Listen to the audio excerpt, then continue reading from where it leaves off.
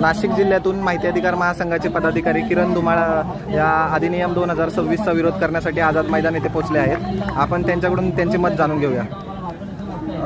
माझ्या अनुभवानुसार मी सांगू शकतो का जो हे अतिरिक्त शुल्क वाढवले हा एक पूर्ण नियोजित कट आहे। मी तुम्हाला एक उदाहरण देऊन सांगतो। आज समजा आपण कुठेही ग्रामपंचायत असो किंवा कुठलंही कार्यालय असो माहिती मागवतो, त्यावेळेला त्यांच्याकडे माहिती असो किंवा नसो, पण माहिती अधिकार कार्यकर्त्याला घाबरवण्यासाठी खूप पाणी दाखवतात आणि ती रक्कम दाखवते।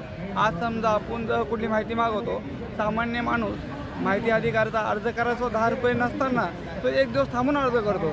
आता हा अर्जाचा शुल्क वाढवला तर यांना ही संख्या कमी करायची आणि आज समजा 10-50 हजार रुपये अशी माहिती सांगतात का जो सामान्य माणूस भरू शकत नाही। आणि नियम वाढवल्यावर आता नक्कीच 100% म्हणजे शुल्क वाढवल्यावर हीच रक्कम 3 पटीने वाढणार आहे। तर 100% पहिली जे 10% लोक करत होते, आता ही संख्या कमीत कमी 1%वर येईल। फक्त जे लोक श्रीमंत आहेत किंवा शहरी भागातले तेच अर्ज करतील, असा माझा अनुभव आहे।